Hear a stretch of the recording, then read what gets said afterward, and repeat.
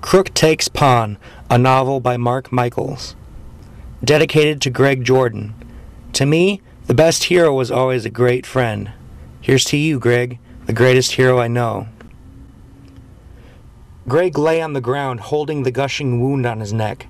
He could feel his vitality dripping down his torso, seeping into his cheap blue work shirt, and pooling on the similarly cheap checkered floor.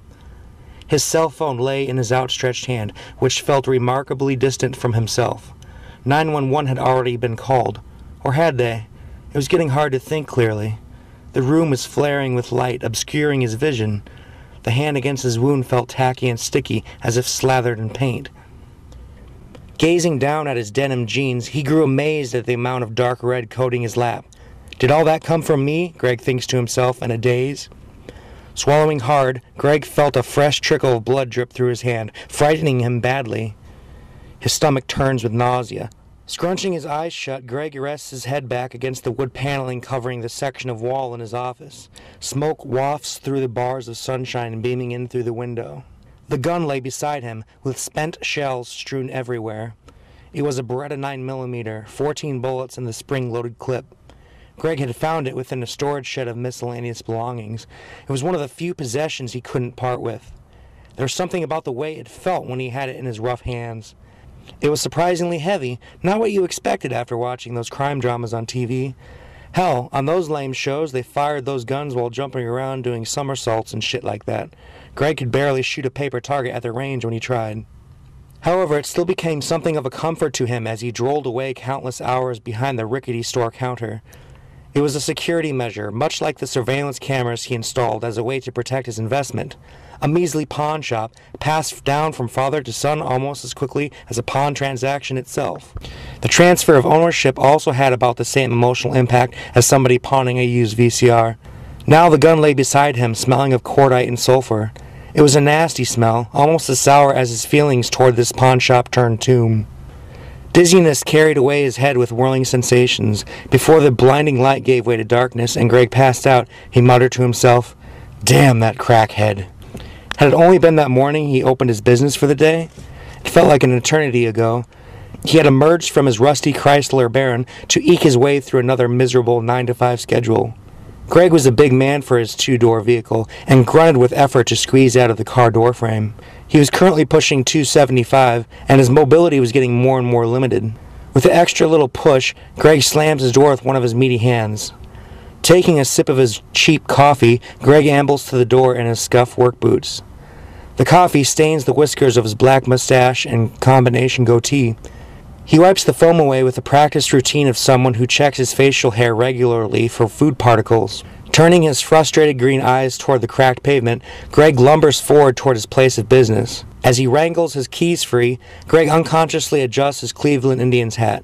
Greg was a hat guy, and unfortunately his remaining graying black hair bore the brunt of years of baseball support and was now thinning. Greg muttered to himself as he approached the front door. Mumbling was connected to his financial situation. The less money he had, the more he mumbled. It makes sense considering that more things piss a person off when a lack of funds is in the forefront of their minds. He relished the petty enjoyment he got from berating his surroundings. "Stupid door. Gotta have so many damn locks," he said under his breath as he wrestled with an assortment of jangling keys. He had 4 separate locks on the door. After one break-in, he upped the ante and had them installed.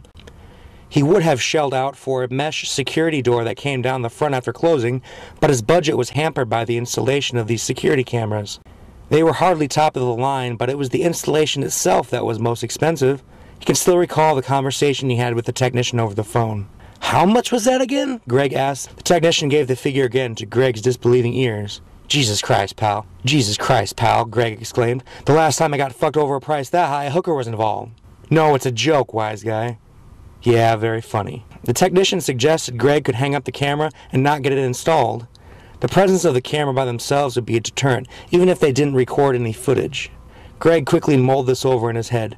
It sounded ridiculous, but maybe he could pay for the cameras now and wait for another month to bear the expense of getting the damn things online. But Greg couldn't afford another robbery like the last one. Whoever had stolen from him knew what they were doing. They broke in through the front door and went right after his high-quality items. They had obviously cased the joint before they made their move. Any number of creeps and losers could be a likely suspect. They all walked through there day after day. Take your pick who might have done it.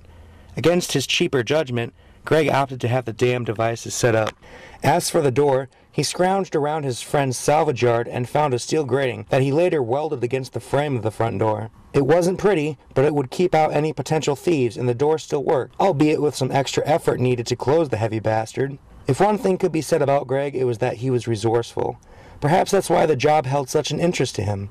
It was definitely not your typical work environment. As the owner of the pawn shop, Greg saw himself as the end of the line for many people. When rent came due, and nowhere else to turn, the begrudging task of hawking one's possessions began. Christmas especially was an interesting time for Greg. Most people received presents during the holiday season. However, in Greg's world, people were looking to give. For money, of course. The look of Greg's customers always told a story, even if the person barely spoke to him. A tired face can reveal more in a span of seconds than people will divulge in conversation. It was a skill that came with the job. You had to read people properly in order to survive in this rat's game. If Greg received stolen property, he could be liable just as much as the asshole pawning the junk. And you can't go by their word, they lie right through their teeth. Greg learned real quick that you couldn't get the whole story from the person offering their crap. Self-interest is a form of self-preservation, and as soon as the money was in their hand, Greg would most likely never see them again. So he had to be careful what he would accept, lest his failing business finally shut down altogether. For one, he didn't buy computers anymore. The damn things cost an arm and a leg only to be worthless a year down the road. Fucking technology. Tech and computers were like vehicles. They depreciate over time, actually losing value. Greg learned the hard way on that count, and still housed a half a dozen computers underneath the front counter. Also, guitars and speakers seemed to flow to the store more often than any other item. It became amusing to see the same guitar he sold be pawned back and forth throughout the years. He would offer less money each time he bought it back, of course, but still, the cycle of wannabe artists showed no signs of stopping. He always sold it for the same price, $69. Greg only bought purses from women. Any man walking into a pawn shop with a lady purse could only be a mugger or robber. The lame explanations of sisters or mothers cleaning out their garage no longer held sway. Other pawn shops did not hold such rigorous standards. Those other shops would take pretty much anything as long as it didn't have a blood stain on it. Those lax policies began to take away from Greg's slim line of potential customers. Greg stared at the card. He turned it over in his hands every few minutes, unable to help himself. He found the price in the back of the card. 99 cents. This was the real value of a person's thoughts. How much they spent on the card said a lot, at least to him. The front cover was obviously Christmas-themed. It had a terrible watercolor drawing of Santa flying his sleigh above box-shaped houses. The reindeer were strange renditions of maybe camels mixed with moose, but they did not resemble the animal that they intended. He saw what he thought were Dasher and Dancer, but the rest of the reindeer floated off the page into a half-finished swirl of color that might have been a border, or maybe just the artist's lack of interest finally getting bored with the project. Greg had learned by mail that his father had died. Strange to see a funeral message sprawled across the inside of a holiday card. It could only be his Aunt Catherine's handwriting. It would have been funny to combine an Xmas message with the deepest sympathy. Merry Christmas to all, and to all corpses a good night. Not a creature was stirring, not even your deceased, illegitimate, deadbeat biological father. As it turns out, he was buried for 3 months before they found his next of kin. His father, George, had moved out to Iowa from California in what amounted as a reason to leave his family behind. He said the cost of living was cheaper there and jobs were plentiful, but there were other reasons. You could read it in the fidgety way George always tried to leave early when family gatherings were occurring. His mind was already out the door, but his body was just making precautions to follow. Greg wholeheartedly leapt into the lease of the building. Greg was under the impression the pawn shop was thriving. The funeral pictures of Greg's father, George, showed an elaborate ceremony. George's coffin was solid oak with gold trim. It looked heavy, although Greg would never know for sure. He never got to be a pallbearer for his own father's funeral. As it turns out, the expensive funeral and procession were cobbled together from whatever inheritance Greg would have received. In death, George had spent his whole meager life savings he had earned through swapping and peddling. The business was broke. It turned out to be a massive money pit that drained Greg's bank account every month and had him living hand to mouth. To save money, Greg was now living in the upper section of the dilapidated building. A voice cries from outside, breaking the silence of Greg's empty store. A woman runs into the store screaming. The girl's injured. Greg sees the cracked bridge of her nose, which streams blood. Her eye is swollen and bruised purple with a red cornea. Greg is startled, dropping his father's death card, which he had pulled out for a bitter reminiscing. Her screams continue as she struggles with the heavy entryway door. Greg runs quickly to assist her in opening it. He opens abruptly and she staggers forward from lack of strength. Greg's beefy arms catch her mid-fall, saving her from a disastrous fall to the thick linoleum. She is nearly on her knees. Her woman's khakis are dotted with what appears to be her own blood. Her tan blouse is torn along the neck, revealing her white lace bra underneath. Greg's immediate thought is rape. The woman is young and would be quite attractive were it not for her current injuries. The woman's red eye swings toward him wildly, burst capillaries screaming their dying color. Her tousled hair hangs limply onto her disastrous face. An expensive-looking clip used to bind her hair together now tilts wildly askew in her mound of hair. Greg's stunned first impression is that the clip resembles some eagle's claw, grasping her roughly and not letting go. His hat falls from his head as he struggles to keep her upright. "Whoa!" Greg exclaims, his voice echoing in the corridor. "What's going on here?"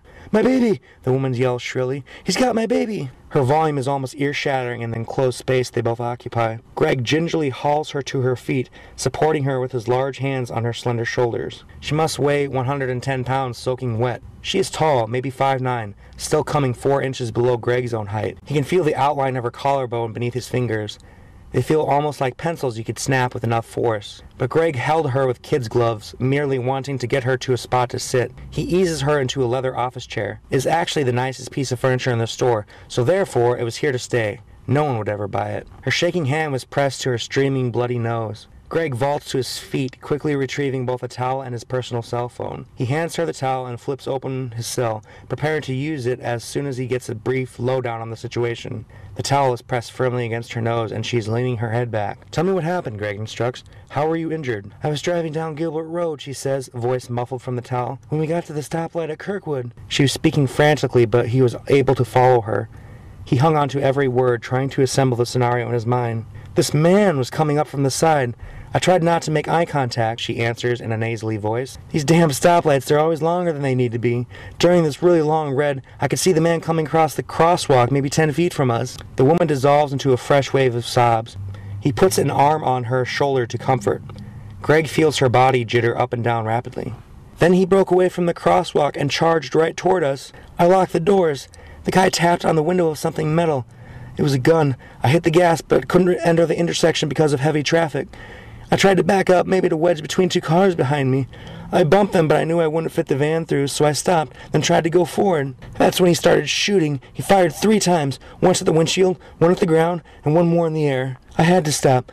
I couldn't get anywhere, and he would kill me if I tried. He tried the door, but it was still locked. He started screaming to open the door and smacked the window with the handle of the gun. I told him no. I had a baby, just leave me alone. Then he pointed the gun at my head and cocked it. I unlocked the door, and he yanked me out. I told him to let me go, let me get my daughter, but he cracked me across the forehead with his gun right between the eyes.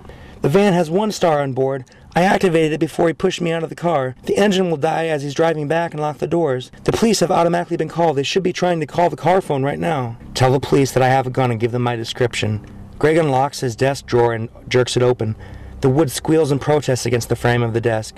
Greg pulls out his Beretta as well as the fully loaded clip. "There's a cell phone on my desk in the back. Call 911 and tell them everything. Tell them I'm a store owner and I have a concealed weapons permit." "There's a magnetic key in the rear passenger side wheel well," the woman cries. "Use it to unlock the door and get her out. She's in the back in a child's seat." "Please don't let him hurt her," the woman wails over his shoulder as he hurriedly exits the store.